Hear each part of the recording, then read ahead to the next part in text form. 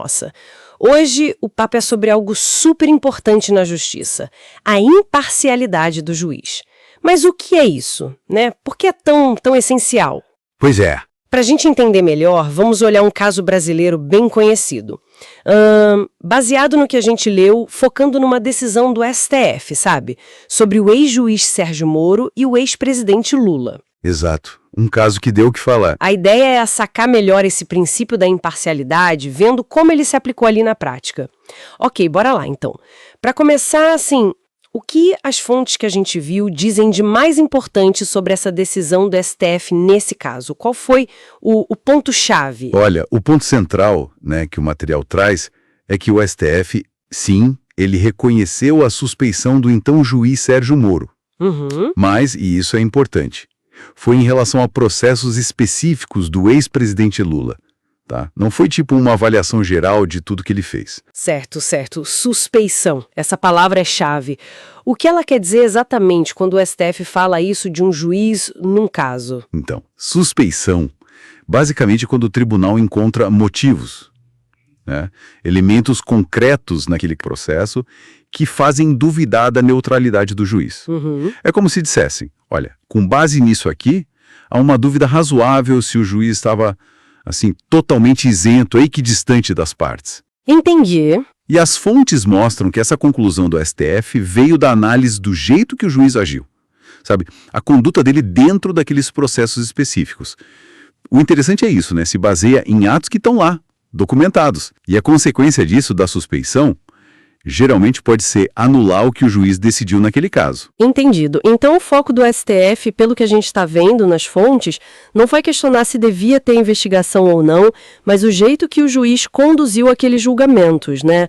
Levantando essa dúvida sobre a imparcialidade dele ali, naquela situação específica. Exatamente. O foco foi na atuação processual. E o material que a gente analisou, ele chega a detalhar que tipo de ação ou que elementos fizeram o Supremo chegar nessa conclusão? Então, as fontes não entram num detalhamento exaustivo, sabe? Até porque seria uma discussão jurídica bem profunda. Sim, claro. Mas elas indicam, sim, que a decisão se baseou num conjunto de ações do juiz durante esses casos do Lula. Foram essas ações, olhadas em conjunto pelo tribunal, que para a maioria do STF configuraram um quadro de parcialidade. Isso leva a gente para uma questão maior, né? Que não basta a justiça ser feita, ela tem que parecer que foi feita de forma justa. A percepção é crucial. Precisamente.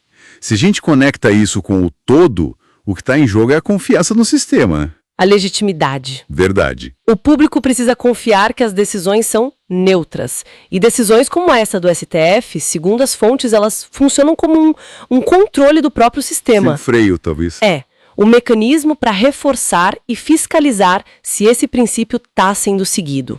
Elas mostram que tem regras para tentar garantir que o juiz não tome partido, sabe? Faz sentido. Claro que isso sempre gera um debate enorme, né?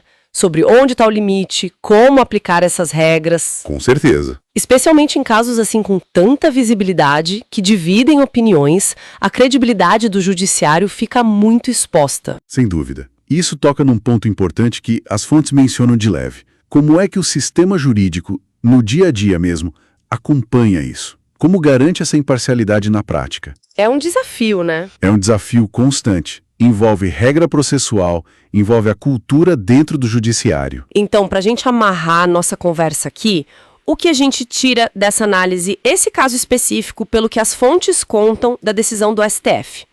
Ele mostra muito bem a importância gigantesca da imparcialidade, né? Exato. Não é só uma ideia bonita no papel. Tem consequência real. Afeta se uma decisão vale ou não, afeta a confiança de todo mundo no sistema. Ver num caso real ajuda a gente a ter a dimensão disso. Né? E que o debate sobre justiça nunca acaba. Pois é. Fica aí a reflexão, então. Nesse mundo de hoje tão polarizado, com tanta pressão vindo de todo lado, como é que os sistemas de justiça podem continuar melhorando? Fortalecendo esses mecanismos para garantir que a imparcialidade, que é tão essencial, continue firme. Bom, valeu pela companhia nessa análise. Valeu. E até a próxima.